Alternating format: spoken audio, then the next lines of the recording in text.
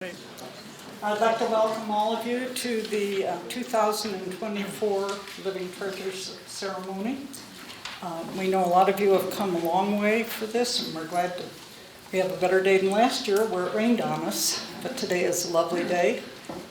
As you probably are aware, we elect 3 living treasures every year, and they are the best of Los Alamos. And I will turn this over to Nancy Coombs, who is our MC for today. Where are you going to be sitting? That is Ann Hayes, who is the president of the Living Treasures of Los Alamos.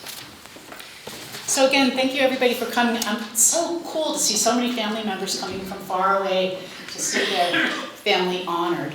And it really is an honor. We get applications that are across the board, all kinds of applicants for this award. We try and focus on the people that have made such an impact, not just to the community, but to many, many people across the community. And it's truly an honor. We'll be going in alphabetical order. First, I will name the name, and then if anybody would like to come up and say a few words, Pat is up here because he will be speaking for Rick Reese, our first treasurer. Pat Saran. I did it. If you'd like to speak, you can come and sit in the chairs. There you are.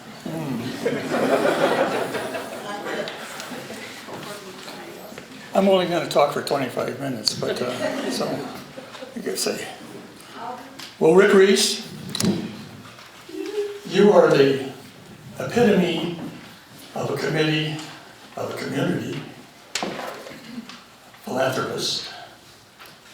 I've been on your dance card since 1996, and since that time, I've known you've been chairman of the county council, president of the Kiwanis Club, set off 50,000 or so fireworks, visiting nurses, Manhattan Project. I'm getting tired, so I think Rick will probably tell you some of the things that he has done in the last 25 years, but I'm sure he's going to underestimate what he's done. Rick, you have made an impact on our community, and Los Alamos really thanks you very much for doing that. You are truly a living treasure of Los Alamos, and thank you.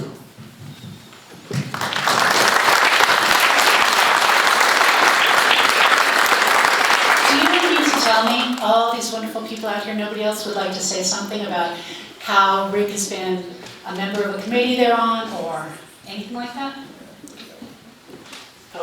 Okay. Hello, I'm Bernadette Lauritsen, and now that I see that Kathy's here, I have to make the joke. So I was gonna be in a mask and apologize for the mask and say, you know what, I'm an election worker and early voting starts on Tuesday. And in the words of Wally Walter, when I used to cover county council meetings, he's the only time somebody walked up to the podium and just said, vote. So I can tell you I have no idea when I met Rick Reese. I'd like to say I think of him as a father figure, but he's too young for that. So I'd like to say maybe my father's much younger brother, kind of the fun uncle. But where I really got to know him was part of the Leadership Los Alamos class. And so I was the class of 2007, arguably the best class. Present company excluded. And so Rick, along with John Hoffman and Marla Brooks, ran the program. And after that, that just set me in motion. When I became the director of the Senior Center, I got to lead the nonprofit sector classes for Leadership Los Alamos. And every year I would ask alumnus of the program to donate this particular book that I enjoyed teaching the class with. And one year, Rick bought all the books for the entire class to make sure that we had enough books. And also they would write some kind of leadership knowledge in each book. Then in 2014, I started my own nonprofit, and it's called Champions of Youth Ambitions. And I feel like Leadership Los Alamos and Rick was a huge part of that. Once again, it comes back to Rick in that during COVID, the senior centers were at max capacity for what we were doing. And Rick asked the ladies from Visiting Nurses to work along with us and still be able to offer some programs throughout that time. And then, of course, on all the vaccination events. We celebrated our 10th birthday in June. And while he was invited as a free guest of the program, he still bought tickets just to help out the nonprofit. So I just want to say thank you to Rick Reese, thank you to Debbie, because Rick's not Rick without Debbie, and what a wonderful person. He is a child of this community whose goal is to see it flourish, and I appreciate that. Thank you.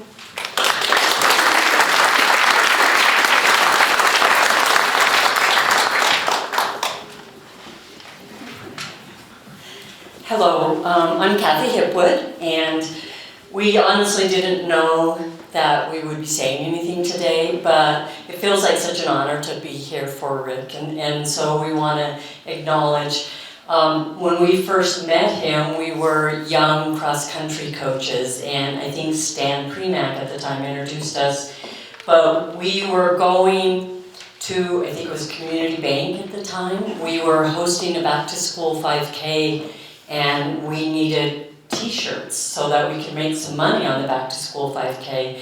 And we were nervous about going and asking a businessman for money, but we just felt instantly at ease with Rick. He was just funny with us, kind, and just made us feel welcome. And he remained a part of the back-to-school 5K for as long as we held that race, and it just kind of formed a long-time friendship with him.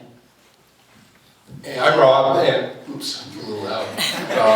The part that I want to add is I think when we initially met Rick, it was to get our first mortgage, and as two teachers, it was really nerve-wracking to buy a home for the first time, and Kathy sort of understood, it's time that we actually get a home instead of rent, and it took me a while to wrap our head around it. But Rick was incredibly kind to us, and again, to the mutual friend, Stan Premack, and he just made it so easy, and that was probably 96, I think, and we still own the same house, so thanks to Rick.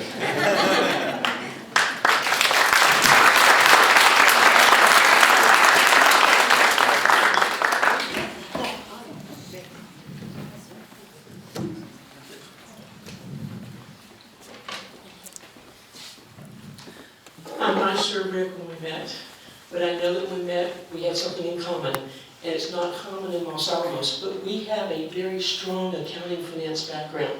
And so we can talk a language that, quite honestly, in Los Alamos, a lot of us don't get to talk very often. And we have experience working with similar companies coming out of college, right out of our first meeting. And one of the things that I want to build on that one is, Rick has served with me on the Los Alamos Community Foundation as our treasurer. And when you have an organization and you have a treasurer, as our glorified bookkeeper, that's a way. I'm actually the treasurer. I write the title. He does the work. I cannot tell you how impressed I am with his expertise and his willingness to consistently go the extra mile. And I think about that, but I also have to say, and with humor.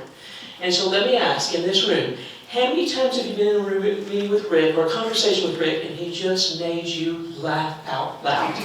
And that is something that our society needs so incredibly, and it catches all ages, right? And we need that as a society, and I just appreciate all that you do for this community and your appreciation, the way you inspire each of us to do better and to have joy in our lives and to do good things. Thank you, Rick.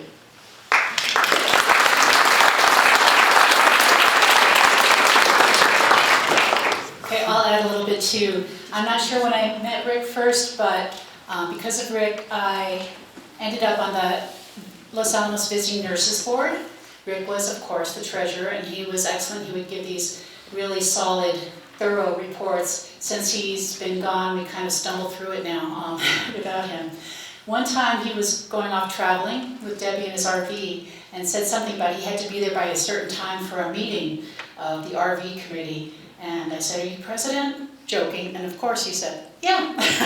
That's Rick. He jumps in and he takes the helm and leads us. And I think also, Rick, you're a guy that makes people feel like they've known you forever within a day or two. So I very much appreciate what you've done for our community. Would you like to come up? Yeah, let's put Andy.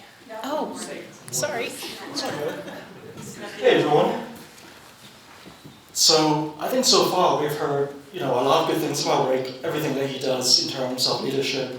everything he does for the community, all good stuff. But I want to just kind of come at, characterizing Rick from a more personal side of things. So my name's Andy Lee. I was a student here in Los Alamos about 20 years ago, about 2005, 2006 timeframe. And over the summer, I was looking for a place to stay. And so I was like, hey, I actually don't have a place coming to Los Alamos at the time. And somehow, Debbie got my number and she called me up. I still remember vividly, it was maybe May timeframe, we were in a parking lot, and Debbie asked me a couple questions. Who are you? What is it that you do? What are you studying? All kind of simple stuff I answered. And Debbie was like, hey, if you don't have a place for the summer, why don't you come on over and stay with us for the summer? And I think that was 2005, 2006, I can't remember exactly. But what I wanted to say is that over the next 20 or so years, at every single major milestone of my life, so I graduated with my PhD at some point, I married my beautiful wife, Kate, I had my first kid, Adelaide, I moved across country to DC, I moved to San Diego, my second kid, Nolan, and somehow, after that fateful evening in May, getting to know Rick and Debbie, spending a summer with them, and I just keep on coming back, I guess. But over the next 20 years, at every single major milestone of my life, Rick was there, Debbie was there, and I just want to say thank you. I've been grateful, and I am grateful for just having you in my life. And I just want to, point that out from a personal side of things for Rick and Debbie.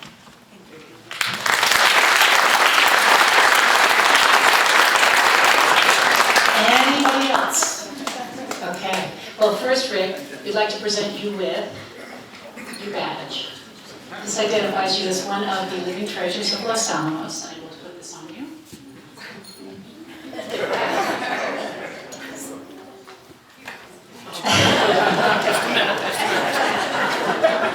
It's over to you. Well, with all that good stuff, I don't know if there's going to be time for the 40-pager that I've got. I'm told that there is a giant hook somewhere in here that they just pull out when you run out of time. I really appreciate all those kind things, and I welcome everybody that is here. This is wonderful for me and for my two co-recipients, and it's just really nice to see everybody here. I received a phone call from a very dear friend during the Olympics, and I recognized the voice, and they call it caller ID for something. But anyway, I thought, well, and I just paused, and then it became very formal. Mr. Reese, I'm calling to announce your selection as a living treasure of Los Alamos. It was out of the blue. I had no idea that anybody was talking about me, let alone talking nicely about me. So there I was, and all I could think of, it's not my turn yet. My wife pointed out I was 70 years old. There wasn't much time left.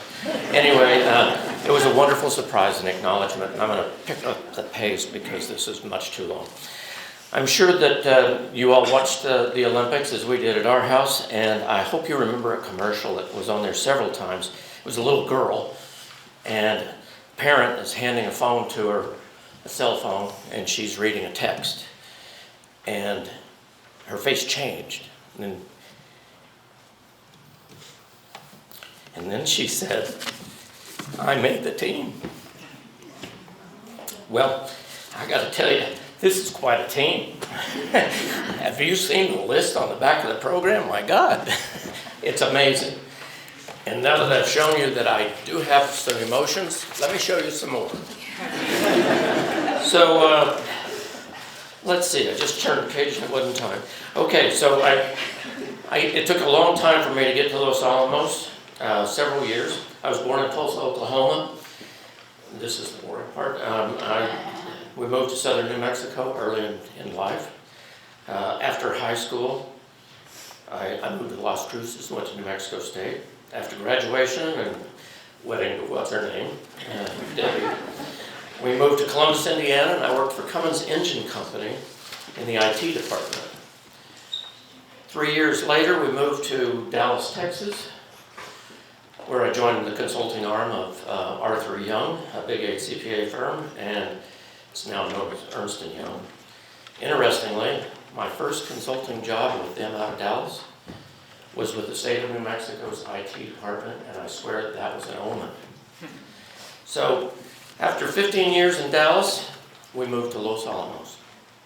Fortunately, I had invested in, several of you will remember, the Bank of Los Alamos, which became Mountain Community Bank. So my family and I just started all over because I wasn't a banker before that. But I did mortgages, and you know how that works. So that was the last move, and I can honestly say it was the best move I ever made. So I perceived that the move to Los Alamos was uprooting my family. And for a period of time, I was kind of nervous about that. My wife, Debbie, was very involved in the community. She was the volunteer in our family when we were in Dallas. She was particularly involved in the schools and the PTA. She organized the PTAs and the whole community to voluntarily build Kidsville, giant, big playground, plus a safety town. We've got a safety town here in town now. She even had a moment on national television, so she got her 15 minutes of fame. When we moved to Los Alamos, she continued her work as a CPA, and she specializes in taxes. We brought our children with us. That's because no one else would take them. But as it turns out, my favorite daughter, Ricky, and my favorite son, Jason, immediately went to school at Barranca, and they were quickly accepted and integrated into the school system. Both kids flourished in Los Alamos. They grew up here. They had a pretty long leash compared to Dallas. Don't go past the Y, don't go out the back gate. It was really safer here, and it was a big impact for us on this move. They were very successful. They prospered in the Los Alamos schools, then went to college because LA schools got them prepared for that. And one of them got a PhD. First one in the family. What a deal on both Debbie's side and my side. Of course, it's the wrong kind of doctor. You know, you're used to, when you're sick, who needs one of those? On the other hand, the other one knocked out a bachelor's degree in 2 years and then joined a relatively new industry, which I notably called a fad. Nearly 20 years later, he's still with the same computer gaming company. I guess gaming is quite the fad. When they left home, we unofficially adopted Andy Lee, who became our favorite adoptee. Student from North Carolina, he was with us on and off for 6 years, and by the way, it was 06 because we went to Canada. He showed up, and we left town for 60 days. So we must have trusted him. I don't know, we're stupid, one or the other. We were in Los Alamos after all. So now we have 2 PhDs in the family, and his wife Kate's a pharmacist, and everybody needs one of those. So Debbie and I believe that we have 5 grands. Mellor and Dylan are Ricky and Chris's children. Nolan and Adelaide, which are right back there, they're Andy's kids, Andy and Kate's, and Felix is Darcy's daughter. The kids remind me that moving to Los Alamos is one of the best things I ever did. Believe it or not, there's only 30 pages left, so I'm moving right along. It was my turn to get involved in the community. I joined Kiwanis in 1994, and I'm still a member today. I celebrated 30 years last February with Kiwanis. For 20 years, Pat Saran and I led the effort to put on the 4th of July fireworks. We designed the show, got them up in the air, organized the tubes so that it could all go in the right direction. Kiwanis has lots of projects in the community, and at that time, it was very easy for me to get involved. Around 1994-95, I represented Mountain Community Bank in the financial support of the cross-country team at the high school. Rob and Kathy Hipwood were the coaches. I guess we know that now, don't we? They were there for a long time. Any student could be on the team. It was one of those, you didn't go up there and then get cut. If you wanted to run, you could come run. Everybody got a t-shirt. They all got to practice and to learn to be good athletes and good citizens. Rob and Kathy were their guides. I noted that they give, all capital letters. I couldn't even tell him why he was invited. Because he set a great example on how to give, and he made a big impression on me. It was fun. And they're nice. I mean, what a deal. In fact, they let me start a race. I got to pull the trigger once, and it was cool. So I was off and running, no pun intended. Los Alamos was the best move I ever made. So then, in 1997, after 4 years at Los Alamos, Debbie and I co-chaired the United Way fundraising campaign. I was very proud of that effort. I had the opportunity to expand my knowledge of the region, since United Way reaches beyond Los Alamos' boundaries. I met interesting people. We raised a record amount of money. I gave it my best, and the campaign effort returned so much to me. More than we made. I got more. United Way Board of Trustees expressed their appreciation in '97 when they wrote a letter to the bank. Rick focused his considerable energies on the success of the campaign in a manner that was both perceptive and creative. The creative part was probably just telling jokes all the time. His interaction with leaders in northern New Mexico communities was sensitive and appropriate. They finished the letter with, "We far exceeded the campaign fundraising goal this year. It's nice to reflect on things from the past and note a unique circumstance that is coincidentally occurring again today." In 1998 and 97, the fundraising effort was called The Power of You. This year, 26 years later, the name's the same, The Power of YOU, and that's all of you that make it work. Again, best move I ever made. In 2004, I had the opportunity to build a building in town. It's a 3-story building across the street from the municipal building, and it's 999 Central. At that time, I was doing mortgages for Intermountain Mortgage, and we had an intern, Alice, from the high school, who worked in our office. That's a pretty cool plan to have. I'd take her with me to the building to monitor progress. We had full access to the construction site, and we'd walk all around and talk about how things work and how they get where they get and how they will be put in later or whatever. And each time she would ask, "What are you going to call the building?" I was not very helpful. I thought 999 Central was good enough. But every time we went to the building, and we did several times, she would ask the same question: "What are you going to name it?" But before the completion of the building, she graduated high school, and off she went to UNM. In December, I invited Alice to the dedication of the building.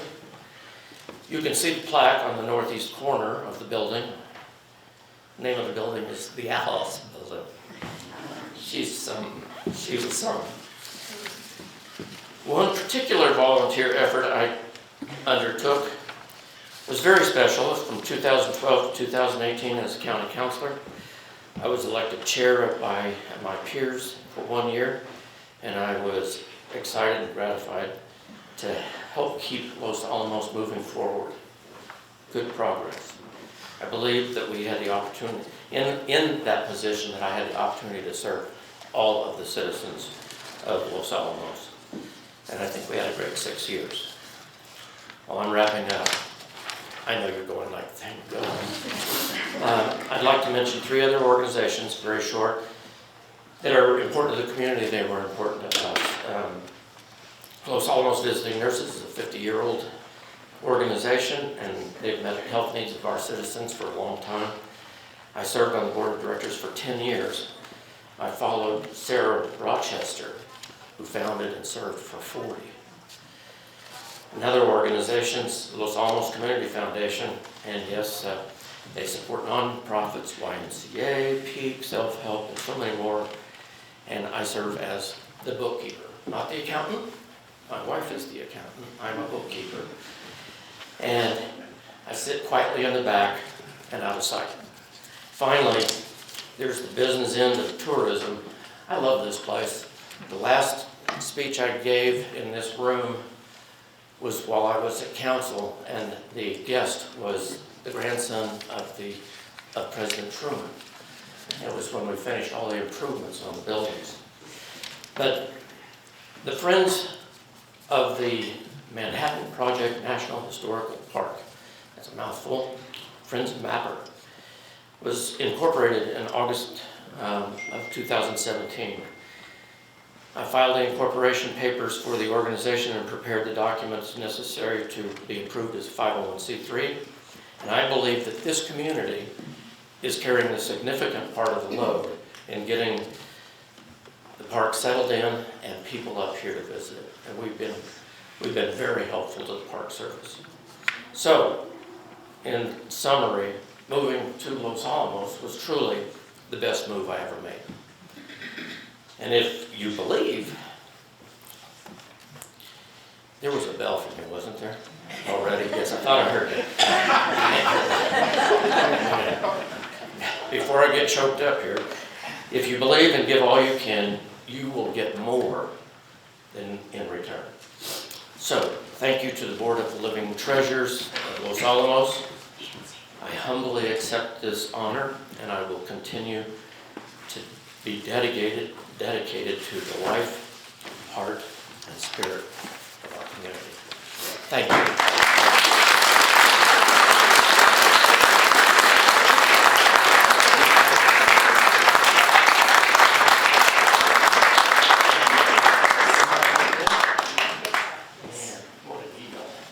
You all had to put up with things for too long. Thank you.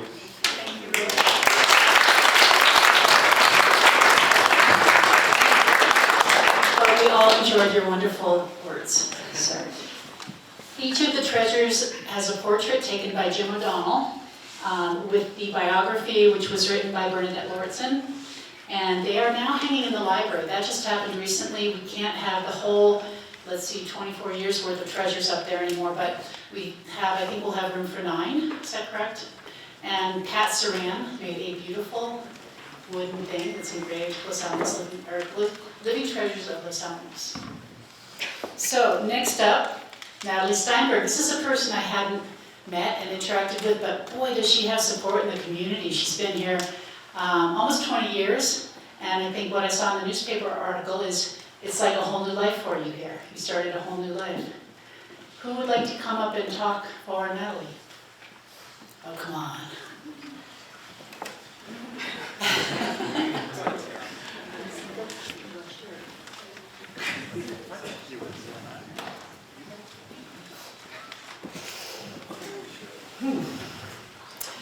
Well, I've known Natalie all my life, since the day she gave birth to me. My name is Sarah Gustafson, and I live in Los Alamos. And actually, Rick, your mention of the commercial from the Olympics inspired me to share a cartoon that I received by email at the beginning of this year of two beings of some sort, and there's a larger one talking to a smaller one, and the smaller one is kneeling on the ground, and the larger being says, what do you foresee for this year? And the smaller one says, flowers. And the larger being says, really? With all of the horrible things that are going on in the world right now, you foresee flowers? Why is that? And the little one says, because I'm planting seeds. And I think that really for me epitomizes my mother. Wherever she has ever lived, she has devoted so much energy to planting seeds, both literally and metaphorically. And I think the flowers that result from those seeds will bring so much joy to so many people for generations to come. So, thank you for everything, Mom.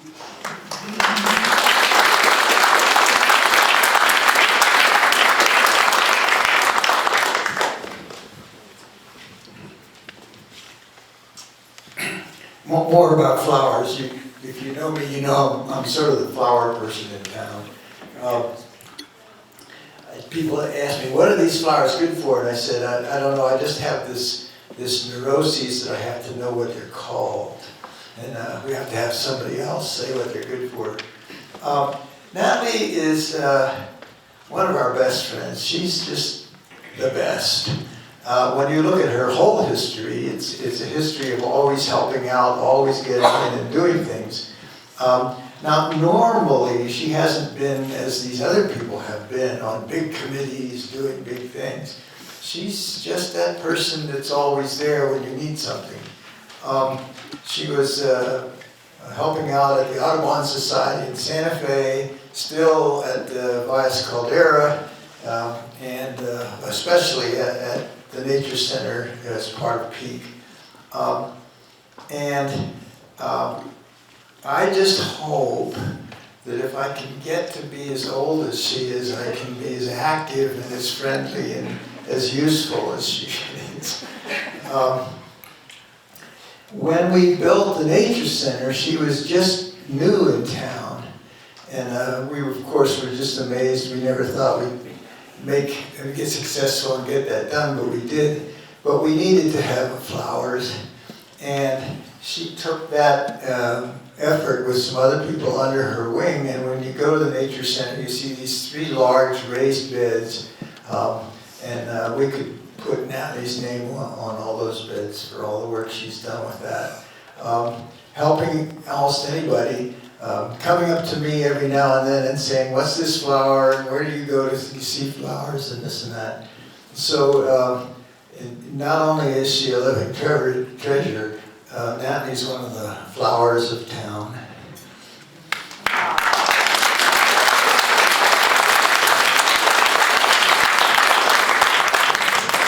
I didn't know I was coming up to do this until Chet told me I was going to.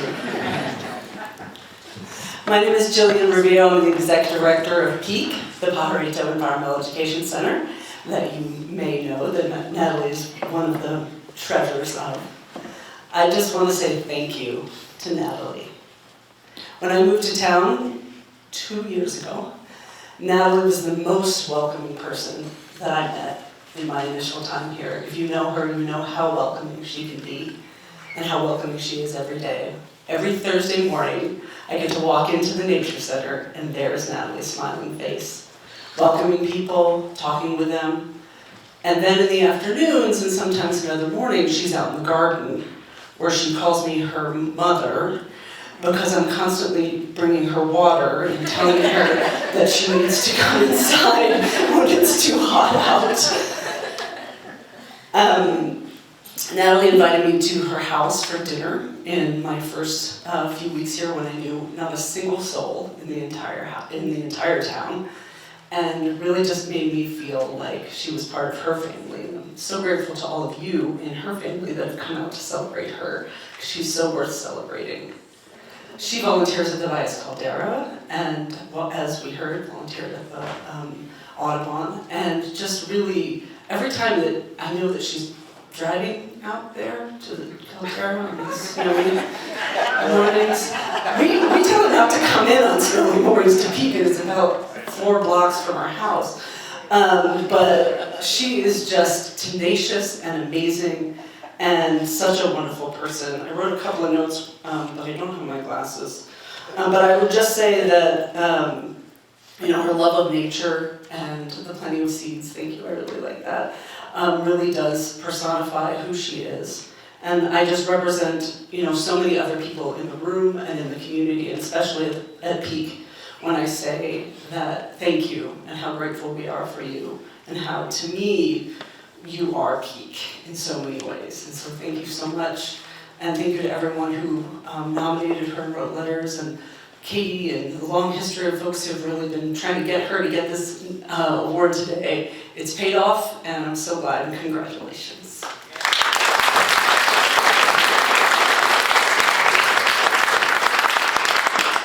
I'm Jenna Lee. I'm one of my grandma's 7 grandchildren, 5 of whom are here today. I just wanted to share kind of a little story of the impact Grandma has had here. I was born and raised here. My parents had lived here for about 10 years before my grandma moved here, and those of you who have been in Los Alamos for a while know there's about 2 degrees of separation between everyone in this town. Growing up, everywhere I went, it was, oh, you're Sarah's daughter, or John's daughter. There was always something, or Elena, Nat's little sister. And slowly over the years, it became, oh, you're Natalie's granddaughter. And suddenly, she was the one that everyone in our family was known as being related to. And somehow, in her words, she's only lived here 20 years. In that only 20 years, she became the star of our family in this town. And I know how many lives she has touched around here. I know she's an inspiration to all of us as well, and will continue to be. And we're so proud of you. Slightly biased, but we definitely think you deserve this award, and we love you, Grandma.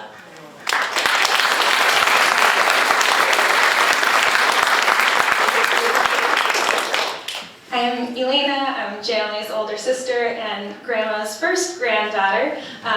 Can't claim to be the favorite. I don't know if we have a determination among the cousins. No, in addition to everything other people have said about Grandma Natalie, I just want to add that I think in so many places of my life, I have had, now that I live elsewhere in the country, as I've gone and done a bunch of different things in different states, I've had a lot of people ask me, oh, what inspired you to do this, right? What inspired you to tear out all your grass in your front yard and put in native perennials? What inspired you to volunteer in this way? What inspired you to do this thing? And I think for so many of those, I get to direct the credit back to Grandma and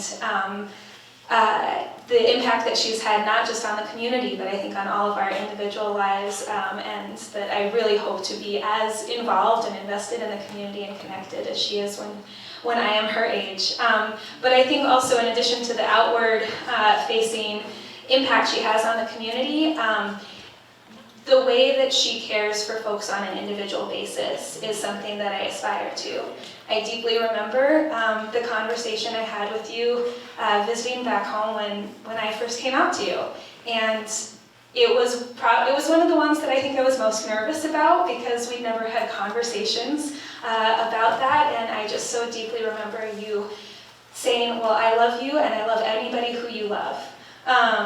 And I know while Jam can't be here today, having you as their grandparent, because none of their grandparents are living, is such an important thing for them. And I so appreciate the way that you love everyone in our family and everyone in the broader community. Wow.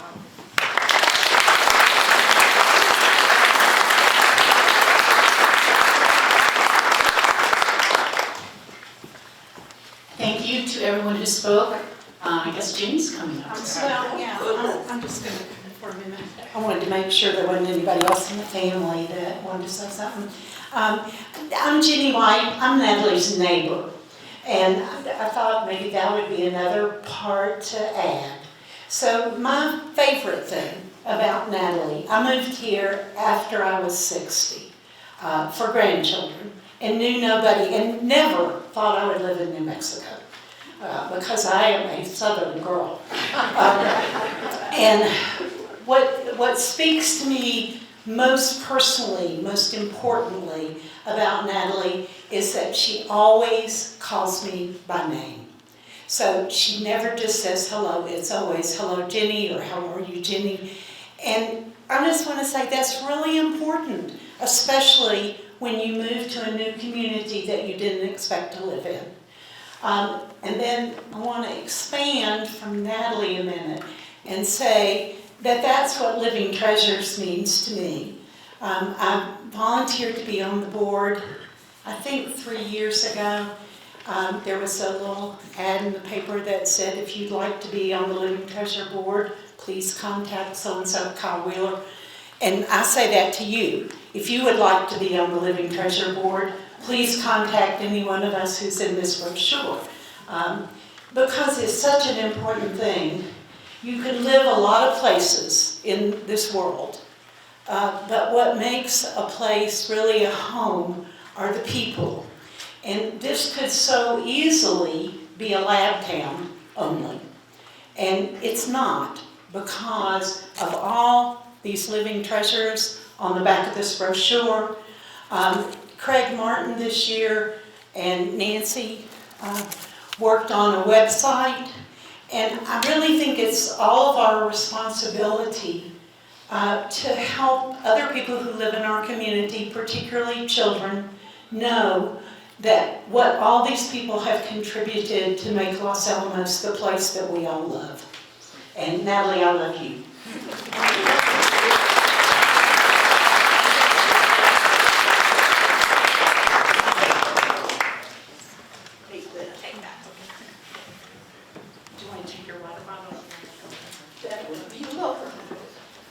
Julian, I hope you're looking that I have my water bottle.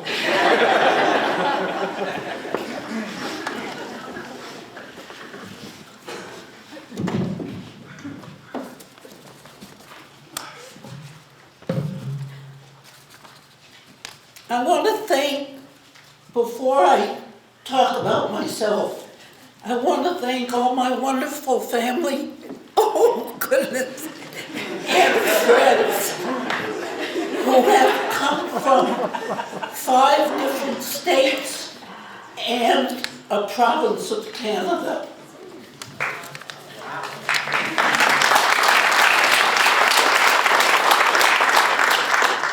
Next spring, it will have been 20 years since I moved to Los Alamos. The decision to move here took me almost an entire year.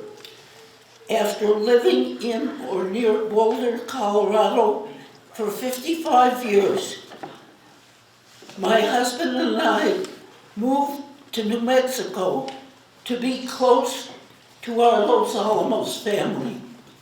I'd been caring for my husband, who had Lewy body dementia, for more than 8 years, and I felt the need for family support.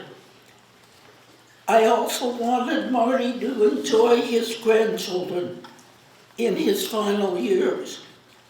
We moved into a facility, an independent living facility in Santa Fe, and Marty died there 2 years later. I spent the whole next year trying to decide where I wanted to live.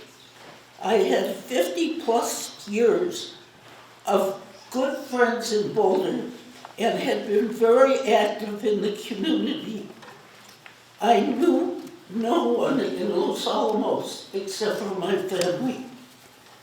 Finally, my daughter Sarah Gustafson said, "Mom, if you move back to Boulder, eventually you'll want to come back here when the time comes that you need help."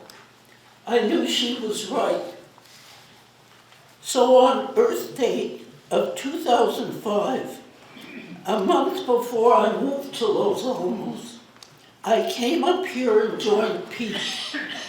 I had heard lots about it from Sarah, who was one of its founders.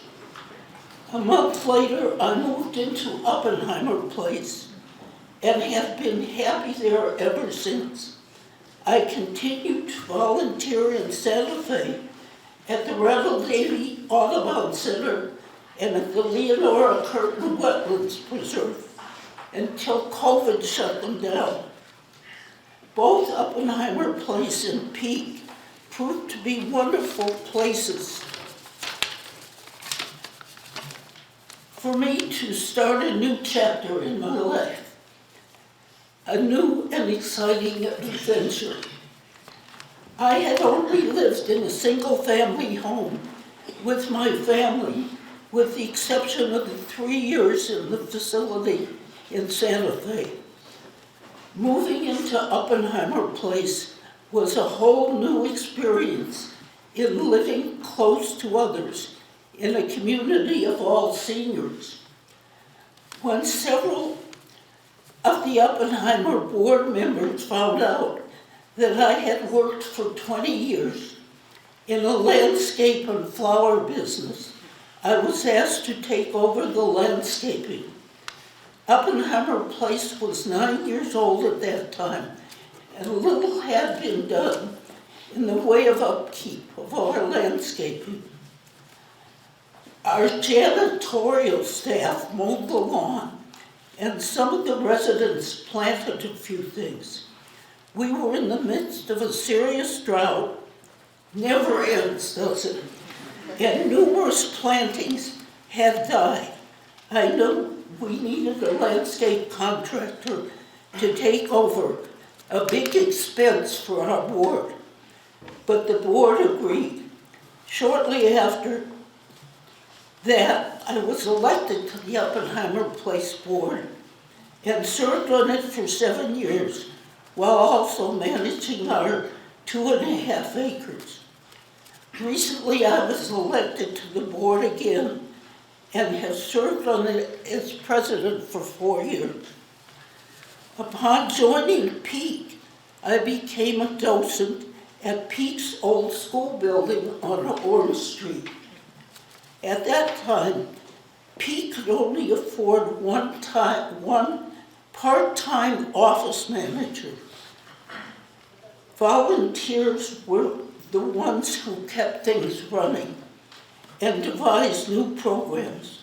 I volunteered as a docent as well as helping in the office and feeding the live critters. I volunteered as a docent as well. I was elected to the board and served on it as treasurer for quite a few years. It was at Peak that I first met wonderful friends, Becky Shanklin, Chick and Yvonne Keller, and Craig Martin, all past living treasures. I also helped Chick in putting in demonstration grass plots and a native garden to show folks what Peak felt were the best plants for our area.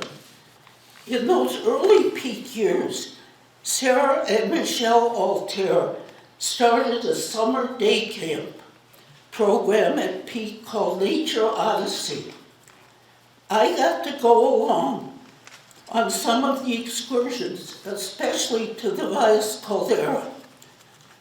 The caldera had recently been purchased by all of us after a vote of Congress, and it was being run by a trust. This was some years before the small entrance station and visitor center had been built. A call went out for people to volunteer on the weekends on the Highway 4 pull-offs, which overlooked the Valles Caldera. And that sounded good to me. So for several years, I brought a chair and talked to folks who pulled off to see the Valle Grande. Most of what I knew and talked about, I had learned from Sarah, who had been active in getting Congress to buy the preserve. I had no training, only a few books about volcanism, and I had nothing to hand out. But I thoroughly enjoyed interacting with folks who were as struck by the view as I was. After the visitor center was built, I became too involved in my life in Los Alamos and mostly stayed away from the preserve until I saw a request for volunteers to help in the visitor center. Now that the preserve was part of the National Park Service, I jumped at the chance and have been going there on Sundays ever since. These activities helped me get over the loss I felt from losing my husband and from leaving my volunteer activities in Santa Fe. At Peak, I was able to continue my passion for gardening, and in early 2015, before Peak's gorgeous new building was broke ground, I joined Dorothy Horde and Selvi Viswanathan in laying out what were to be 3 raised educational beds, one for native plants, one for pollinator plants, and a third for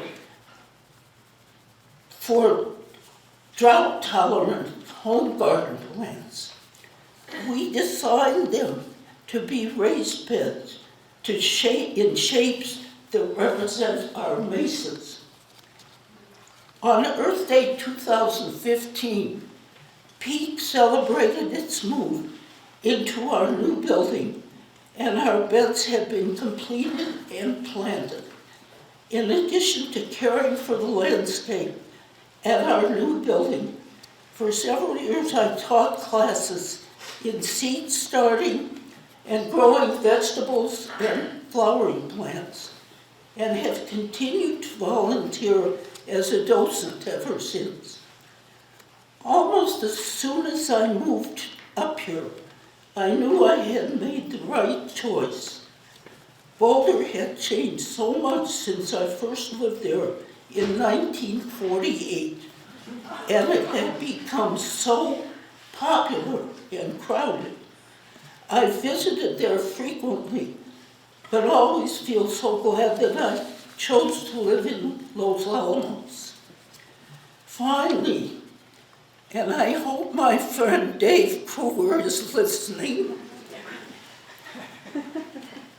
if anyone were to ask me if there was something I still wanted to do as I approach 100, I would say I would love to grab my sleeping bag and ground cloth and plant them in the middle of the Via Grande.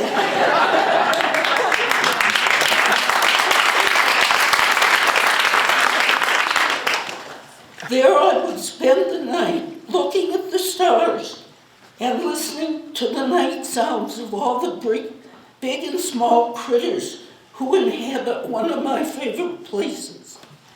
In the morning, I would wake up covered by the heavy, foggy mist which blankets the valley and reminds me of Brigadoon.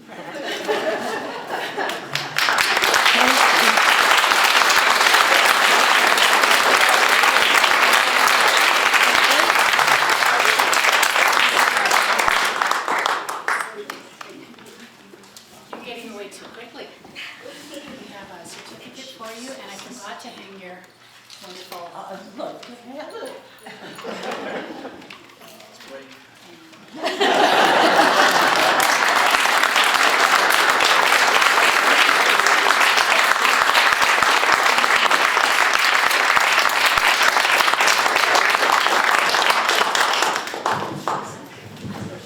And last but not least, we welcome Bill Watt as a living treasure of Los Alamos 2024. Would anybody like to come up and say a few words?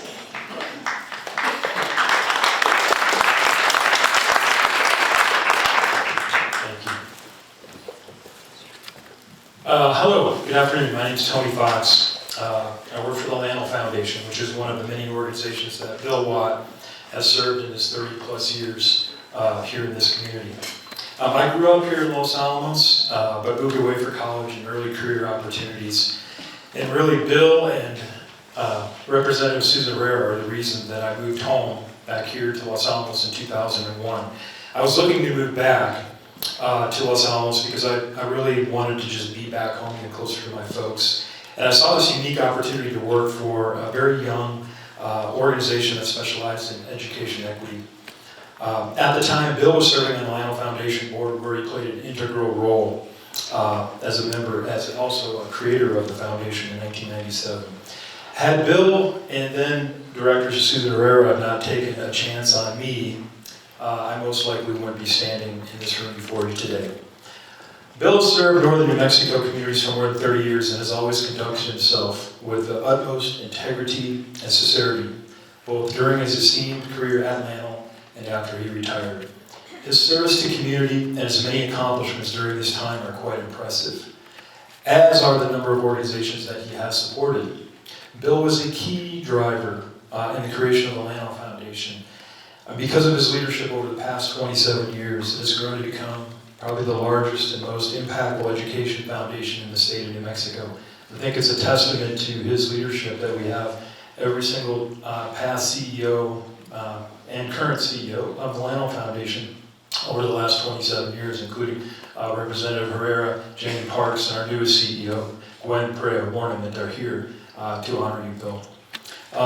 Other organizations that he supported include the YMCA, the Los Alamos Commerce and Development Corp., the Los Alamos Public Schools, JJAB, Los Alamos County with regard to economic development and strategic planning, the Los Alamos Firstborn, the establishment of the Los Alamos Research Park, and many other initiatives. And that's just local. His statewide impact includes work with Quality New Mexico and the creation of the New Mexico Excellence in Learning Coalition, which is to advocate for and promote systems-based continuous improvement in schools, and also Cognitive New Mexico, which focuses on student engagement to help schools improve the learning environment. His impact on me has been profound, and he's become an important mentor and personal and professional mentor to me over the last 23 years. Bill is very patient. Everything is a learning opportunity, especially when mistakes are made. And I made many in my early days, and still do. Bill is driven by quality, and his longtime association with Quality New Mexico carries over into the organization that he serves. He sees possibilities where most would see none. He sees potential in people who do not see it in themselves. He champions those who have yet to find their voice. He simply brings out the best in people. His empathy for others drives his service to community, and his actions are selfless, not done for personal gain or accolades, but to shine a spotlight on others. An example of this was when he and Ann established and funded the Jeff Bingaman internship program at the Lanel Foundation 4 years ago. Bill recognized the key role that the senator had played in support of Lanel's mission and also the creation of the Lanel Foundation, and he wanted the senator's efforts to be acknowledged. Bill maintained that the senator's efforts were sometimes overshadowed by the other senator, St. Pete, but were nonetheless as important to the wellness of our laboratory, to the foundation, and to the entire region. Bill and Ann could have easily named it the Watt McLaughlin Internship Program, but Bill insisted that honor be given to the former senator. Very admirable. Bill and Ann also established and funded the Early Childhood Endowment with the Lanel Foundation that will support critical pre-K education programming in our tribal communities in perpetuity. This time, that honor was to go to their beloved daughter, Madeline, who sadly passed away last year. In closing, I cannot overstate enough the importance of Bill's impact on this region. I believe that Bill exactly embodies the tenets of what it means to be a living treasure. And I just am so very grateful to the Living Treasures Committee for bestowing this prestigious honor on him today. And on behalf of all the communities in northern New Mexico that are better today because of the incredible efforts, we say thank you and congratulations, Bill.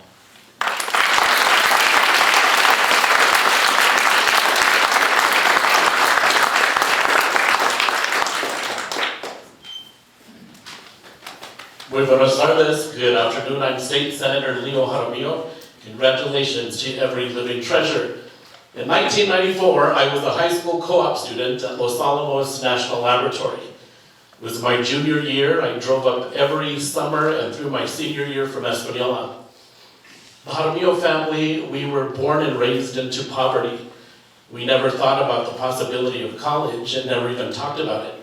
But what we did is we entered the workforce and we helped in any way that we could. At the age of 16, my responsibility was paying for the light bill. Bill was my mentor. along with another gentleman, Joseph Ortega. I mustered up the courage that entire senior year to ask Bill for a job. And I remember I walked into a conference room and I spoke to my two mentors and I said, graduation is coming up, will you hire me? And they said, let us think about it. At the end of the day, they said, Leo, come back tomorrow in the conference room and we're gonna talk. I couldn't even sleep that night thinking, I just landed a full-time job at Los Alamos National Laboratory. I was excited. I showed up that next afternoon. In that conference room was a conference room telephone.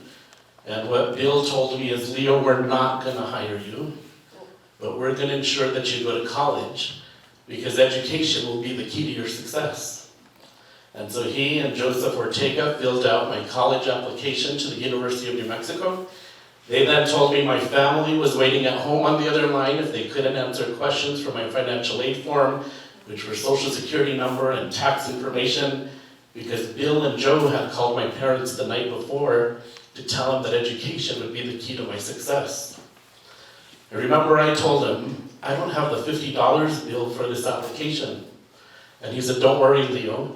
We already have a money order in the amount of $50 written out to the University of New Mexico. Put them in manila envelopes and they drove me to the post office right here. And together we walked to that mailbox and they reminded me, Leo, education will be the key to your success. And we dropped that folder in that mailbox. I since earned a bachelor's and a master's degree, and to be able to serve as the senator for Los Alamos, Rio Arriba, Sandoval, and Santa Fe counties, Bill, is because of you. Because education was not only the key to my success, it is the key to my success. And I owe you so much, because my family now doesn't talk about if they're going to college, they talk about where they're going to college. Thank you, Bill, you mean so much to me.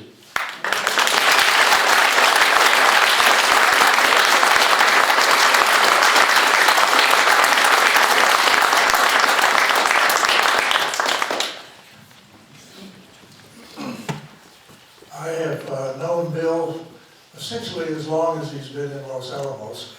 First, as a colleague at the lab, we worked together on a number of programs and projects there, but as all of you who know Bill, we very quickly became very good friends as well, and that has continued until this very day. At the lab, I'll talk about some of the things he's done for the community in a minute, but at the lab, Bill is one of the most brilliant people I have ever had the privilege of knowing personally. But he also is one of the most humble people I've ever known. There are plenty of people at the lab that are brilliant, but not all of them are humble. I've always been amazed at how many different projects Bill could be involved in at one time. This was true back at the lab, and you've heard from Tony and others, and from the write-up. By the way, that write-up, whoever did it is excellent. That's a very nice write-up. But he is involved in so many different things all at the same time, and he keeps all those balls in the air. And I always wonder, where does he get all of that energy? One of Bill's skills that's been valuable, it was valuable back at the lab and it's valuable now to the community and to the state, is his ability to see the big picture. He is able to handle the details, but he doesn't get mired down in the details. He can see the future, he can see the big picture, and that is a wonderful skill. He's also able to understand and navigate the politics. And that was true in the lab, and it's true within the community and the state of New Mexico.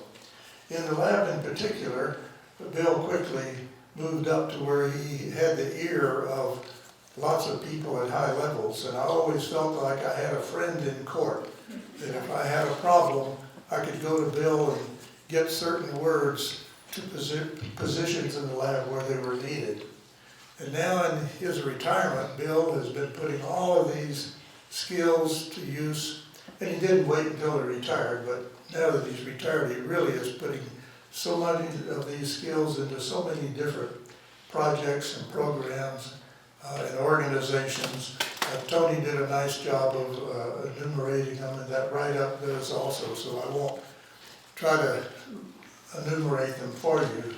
But there are so many different organizations in this community that Bill has been involved in.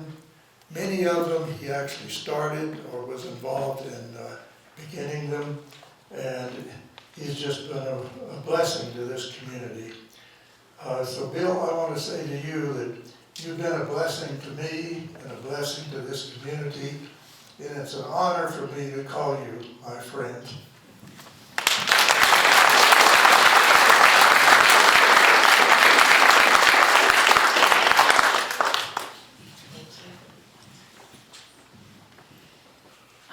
My name is Susan Herrera, and I'm the representative for Rio Arriba, a little bit of Santa Fe, Sandoval, and Taos counties. My district is the size of Massachusetts. I was the first director of the Lyle Foundation, and I had known Bill, I think, 2 years previously, because on my 50th birthday, I'll never forget this, I went to a party that the lab was having. I was, I was Director of Development at Northern New Mexico College at the time, and they were talking about starting a new foundation in Los Alamos, and it would be dedicated to education. And they had a hard time putting this dinner together, and I said, oh, I can help you do that. And I gave them my book, and I told them how to do a dinner. We finally got it together, and they did it. And I went to that dinner, and I turned 50 that night, and I was thinking about this foundation, really just thinking how great it would be to have a foundation in northern New Mexico that I could raise more money from, because obviously I was raising money for Northern all the time. And I sat down there, and Jeff Bingaman was there, and they got up and they announced that they were going to put $35 million into this new foundation in the north. And everybody was flabbergasted that night. And somebody leaned over to me and said, Susan, would you consider running for that position? I said, are you kidding? I said, let me think about it. Anyhow, much happened, and a year later, we started that foundation. We started it with $1 million. I think it's well over 100 million now. I don't even know the total right now because you've had such good guidance. But I have to tell you, Bill, he always knew where the foundation should go and how it should be. And he always understood that we had to have deep relationships with the communities surrounding the laboratory. A lot of people thought when we started we'd just be about Los Alamos. Absolutely not. We were always about all the surrounding communities. All the surrounding communities in the north, the 7 counties of the north that impacted the lab. That's who we funded, that's who we worked with. So every time there was a close vote, every time there was a question, I just want to tell you, Bill Watt was always on the right side. And he always had the right answer, and he always knew the direction. And it's more, I mean, to say that Bill was instrumental in the foundation's success is really an understatement. You have to know that. I was a founding director, I worked there 17 years. I think Bill was on the board for 16 of those. I think we had to let him off the board 1 year. That we had all these rules, and you could serve 3 terms, and then you had to go off for a term, but if you were an officer, you got to spend a little more time. I think we had him all the time of those 17 years, off and on, except for 1 year, because you wanted him on your board.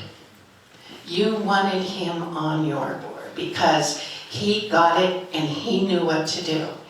And more than that, Bill, if you know Bill, you love him. It's that simple. You just do. And he and Ann are just a powerful team. And he becomes your friend immediately. You know, and we all make mistakes in life, and certainly he was my boss, you know, at different times. But he was kind of always my boss, but he was always my friend. And I remembered one time I really goofed up on somebody, and he said, and I went to him in his office, and I said, oh man, I played this. He goes, here's a get out of jail free card. Isn't that amazing? He says, I give everybody on my staff one get out of jail free card every year. Because every year something's gonna happen. I said, that's a good thing, I'm gonna do that too. Anyhow, so you not only knew Bill, you worked with him, but you emulated him. When I had a problem, and you know, sometimes the wheels fall off, I'm just gonna tell you. There are days when everything goes wrong. And the first person I would call, guess who? Bill what? I'd say, okay, here's what happened.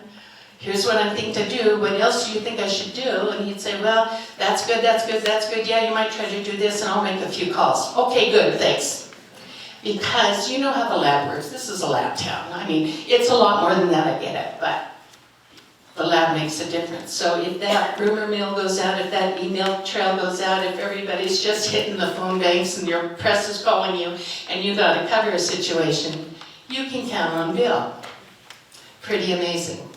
So I don't think it's an accident tonight that you have your state senator, you have your state representative, Chris Chandler, and you have your other representative from this district here.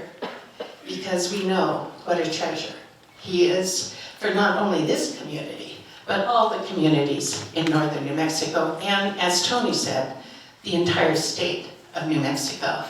He is a living treasure. More importantly for all of us, he's a dear friend. And I'll never forget, I ran for office at the age of 70. Be careful what you wish for. I ran to be a volunteer state legislator, and I ran for office, and of course I called Bill. What do you think? And of course he had a series of questions. He said, no, you should go for it, you should go for it.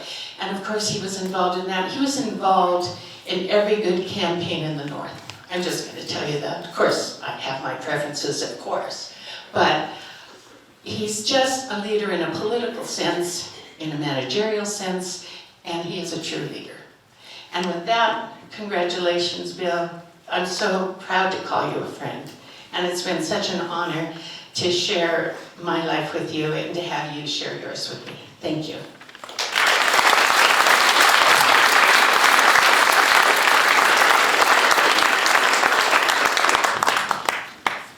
Back in 1997, Dina DeGanji and myself started a nonprofit called Lunch Buddies. It's where we had an adult go to school and have lunch with a child who needed some help, had been identified as needing a problem. A couple of years later, we were at 100 people going and having lunch, and we were having financial problems. In fact, we were going to go under. And he sent a request into the Lanel grant that I needed some money. And one day I get a phone call from Bill saying, I got some money for you, Pat. And I have a picture with Bill and myself for a big old check for $10,000, and that let this program live on, and it's still alive, and for my big brothers and big sisters. So Bill, thank you.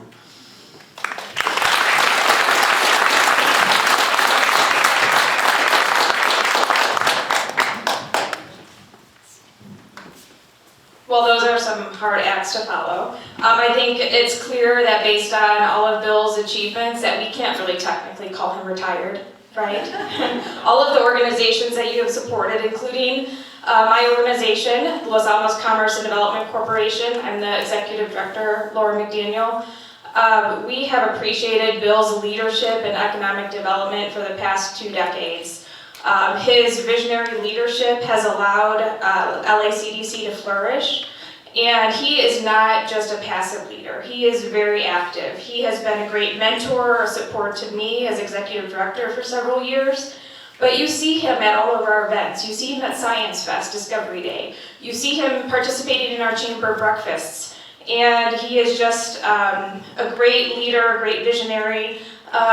Somebody else mentioned that he is concerned regionally, and I completely agree with that. He is a connector in every sense of the word.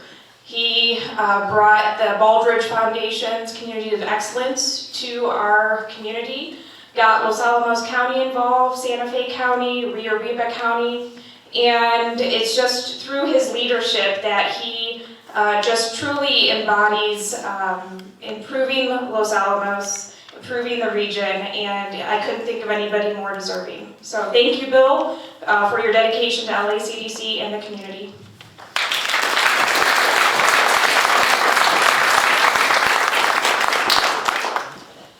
Sorry we're going on and on about you, Bill. I'm sure it's very uncomfortable for you. My name is Jenny Parks, and I am CEO number 2 from the Lano Foundation. That's CEO number 3 right there. I met Bill about 10 years ago when he was on the hiring committee to hire me. He was actually the chair of the board, and I remember driving home from the interview, and he called me to tell me I'd gotten the job, and I think I screamed with excitement.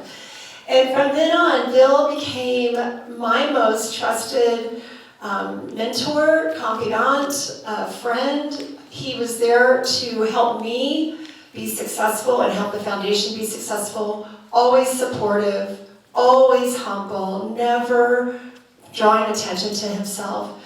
But just because he was supportive does not mean he always agreed with me. And if he didn't agree with you, he can get very animated about it. And sometimes I was rolling my eyes, like, oh my gosh, why won't he agree to this? But he would always look towards solution, and usually if we brought him more information and data, he would either say, see there, I was right, or you were right, and it wasn't hard for him to do that. So I really appreciate everything you've done for the foundation, all the communities that the foundation serves. I have a psychic bracelet on here that says WWBD. And so what would Jesus do? What would Bill do? I still wear it today.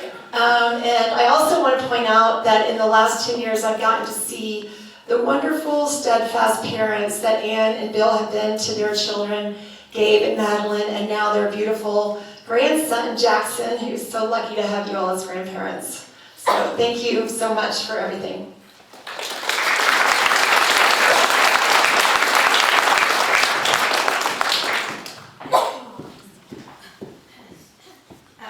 Well, congratulations, Bill. You are certainly a treasure for this community and many. My name is Gwen Perea Ornament, and I am CEO number 3. It's been very recent, 3 weeks on the job, CEO of the Lano Foundation. And I want to say that Bill is so impactful that it's actually fairly hard for me to articulate in a couple of different ways.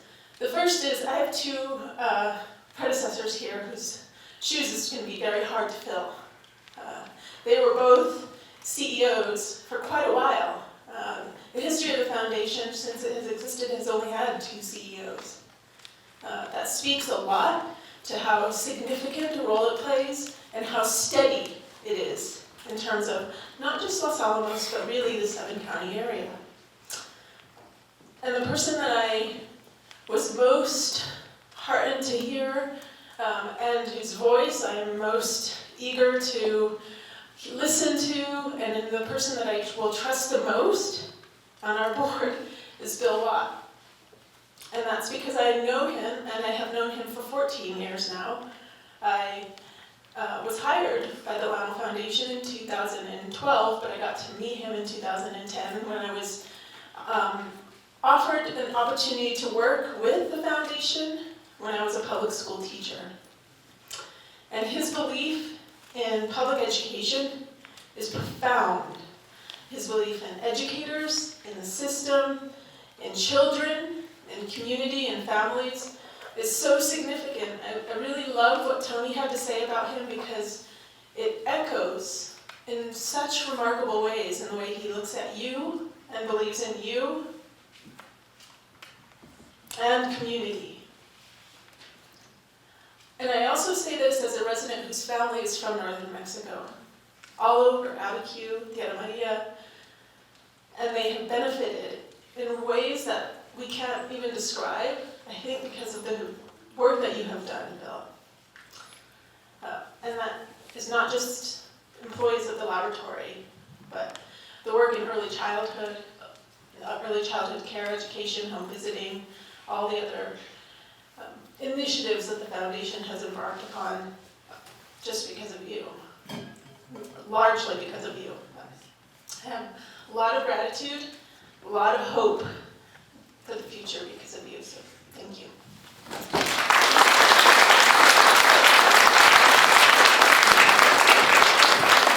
Okay, Bill, looks like it's your turn. Let me present you. Before you speak, we'll get you medaled up. Yeah, I've been going to the gym, so yeah, it feels good. Feels good. Okay. So this is exciting to give a talk on a movie set, right? This is a movie set. Yeah, it's a special place, very special place. This is a special community, and thank you so much for all the kind words. It's been fun, and I enjoy learning, as I think is clear, and I enjoy working with people and helping them achieve their full potential. And you've seen examples of people who have achieved things that are just remarkable, and I've learned so much from them, from you, Leo, from everyone who's spoken. Thank you so much. You've given me so much. And so what to say? Well, I do like to speak off the cuff. If you noticed, I don't have any paper on me. And, no cuffs. So who knows what's going to happen. But in any case, my journey to Los Alamos began. And my wife's going to say, don't go into too much detail. But anyway, September 26, 1976, I was driving up the road, and then it was just a 2-lane highway. It did go to 3 lanes as you go up through the S-curves. It was actually stormy. Actually, the first 3 days I was in Los Alamos, it rained in September. There was a tropical storm that had come in. And then when the clouds lifted, there was snow on the Sangres. Just beautiful. And also, the air was clearer than it is today. We do have work to do on cleaning our air and so forth. But Los Alamos is a great place to work, had a lot of fun doing research, and yeah, I actually left for a year, worked with a startup back in Southern California, then came back. I thought a year in Los Angeles was the one thing that would make Ann, my wife, who I had been married in '84, appreciate Los Alamos. Because she had come from Seattle, which is a pretty neat place, and Los Alamos is a bit different from Seattle. But Los Angeles is, if any city could make you really appreciate Los Alamos, it would be Los Angeles. I'm from the New York area originally, but Los Angeles is unusual. Though I'm a Dodger fan and go back to Ebbets Field in Brooklyn, but it worked. And so we're still happily married, coming up on 40 years next month. But working at the lab was a joy. And as Dennis mentioned, I got into some management positions. And one of my joys was getting to work with Dennis and working in chemistry and lasers. It was a lot of fun. But one thing in my conversations with Dennis, I noticed and learned from him that he was on the school board. He went to science fairs. And from him, I learned the importance of getting engaged in the community and especially in education. He was my role model. And so it means a lot, Dennis, that you were here. A lot. And after that, I got involved in a variety of projects. And the next thing I know, Tony had mentioned about Quality New Mexico. That came about after the lab. The director, Sick Hecker, was one of 40 leaders in New Mexico. Our governor, congressional delegation, lab directors, business leaders, all trotted off to Motorola in Schaumburg, Illinois, to learn about quality. Because New Mexico because of actually Senator Bingaman, got New Mexico interested in quality, and we wanted to become the state of quality, okay, the quality state. It was interesting at that Motorola meeting. You know, here you have all the leaders of New Mexico, and Motorola is viewed as the pinnacle of quality. They're in this auditorium, and there are two flags on the stage, the American flag and the flag of Mexico. And that's when, you know, Governor King sort of told Bob Galvin, the head of Motorola, said, you know, this is New Mexico, that's not our flag. And so he was really embarrassed. Here, the guru of quality had made a big mistake up front. It happens. But the key thing is, when you make mistakes, admit them and learn from them. And if there's anyone you encounter in politics, in your community, who won't admit they've made a mistake, run away from them. Vote against them. Always. I don't care which party they're in. If they won't admit they made a mistake, don't support them. Ever. Ever. They're dangerous. They're really dangerous. So that's my advice for 30 days from now.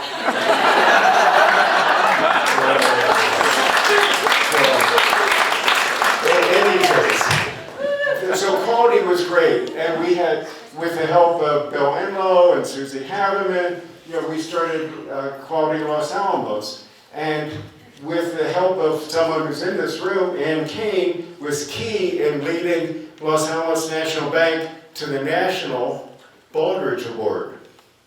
Malcolm Baldrige National Quality Award. And you know when they had their site visit? June 2000. Anyone remember June 2000? What happened in May 2000? And they went through their site visit, didn't they? Didn't you? And they succeeded, they got the award. They're still the only financial institution that's ever won that award, Illinois Bank. So it's pretty amazing. And the goal of that is so that you, the customer, have a better experience and the employees have a better experience serving you. That's the whole idea of quality, okay? And so that's why I've enjoyed being part of Quality in Mexico. I'm still on their board. I've been off and on, but it's a really good organization. But then what happened in mid-90s, Department of Energy said, hey, the overhead at our national labs are too much. We need to streamline. Unfortunately, that meant that we had to cut our support staff. And most of our support staff came from this region. And when Sig Hacker did that, very courageous, and he did the right thing, but when that happened, it caused a major political problem for this region. Because the locals felt, who had lived here for generations, 1,000 years for some of them, they felt they had been betrayed by the laboratory, the University of California, the federal government. So it was a big political problem. So Senators Domenici and Bingaman and their full congressional delegation said, okay, we got to do something. And they did. And the best thing that came out of all those discussions was the foundation, the Lano Foundation. And I had the privilege of helping to write some of the enabling language that had to go into the prime contract that the university had with the government. And what the foundation has done, that's the proudest thing I've been associated with in my life. It just is. And because it focuses on education, and because of one board member that we wanted to get, a living treasure from 2003, George Cowan, a true visionary. When Susan tried to get him on the board, he said, I'm not going to join the board unless you do something for Birth to Three. Because George knew that's where you got the best return on investment, is investing in our youngest. And actually, Nobel laureate of economics, the Heckman curve at University of Chicago has demonstrated that. Tremendous ROI. And so the foundation got involved in early childhood, and in particular, the firstborn program. And I remember talking to folks up here saying, okay, they had a financial issue trying to get the firstborn of Los Alamos going. And so I contacted, at the foundation we have a wonderful woman, Ana Marie Garcia, top early childhood person in the state, and she came up and helped working with the people here and got a 3-year, $500,000 grant to Los Alamos to get the early childhood program going here, firstborn. It's still going. Ellen Spector and her team are wonderful. It is a great program and benefits the youngest in our communities. And so if you have young children or know people who do, or have got, or are pregnant, get in touch with Firstborn because they can help you. We all, yeah, any of you take classes in how to raise a kid? Did they teach you that? I don't think so. And so, please, it's a great program. And so, the other thing, when I was, after the reduction in force in 95, St. Hacker hired a guy named Tom Garcia, who was born in Los Alamos, but then moved out and wound up being top executive at US West from New Mexico and then the state of Arizona. St. brought him in to help us with community relations. I got to work with Tom, and Tom was the one who really convinced me about the importance of working with communities. He was instrumental. He was a key player in setting up the Lano Foundation. He got me on the board of what was then the Los Alamos Economic Development Corporation, and then we wound up merging with the Chamber to form the Los Alamos Commerce and Development Corporation back in 1999. We built the research park, and we have continued to invest in economic development in this community, and we've had some wonderful leaders, and we've got the best one yet in Lauren McDaniel, who you heard from, and we've had we've never had, our chamber director who just stepped down, Green Herman, was also the best I'd ever seen. So thank you both for that. And so it's just fun being in this community. And what makes this community special is the fact that, as you've heard, people care about one another. They care about their neighbors. They care about the community as a whole. But they also care beyond Los Alamos about the region, the state, the nation, the world, in ways that a community this size, I don't think there is a community like this any other place in the world. And our impact on the world has been great. Has it always been what we would love to see? No, I was in Hiroshima a week ago. No, it's not. But Hiroshima now is an incredibly vital, thriving community of 1.2 million people. If you haven't been there, please go there. Go to the Peace Park. It's very important. If you've worked, especially if you've worked at the lab, it was very powerful for me. I encourage you to do that. So with that, I know I can tell people, okay, Lindsay, good. I like talking, and sometimes someone needs to tell me, Bill, stop talking, shut up. And I think I'll have to tell myself that. Look at my wife, is it time? Yeah, oh yeah, it's time. Okay. So thank you so much. And it's just a pleasure to be here. And I am honored, but thank you all.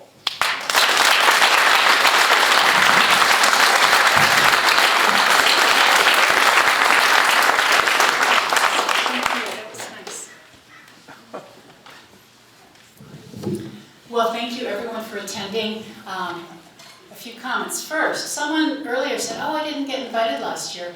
We only have 100 seats in Fuller Lodge. So if next year you know one of the treasurers and you don't get an invitation, call them up and say, make sure I'm on your list.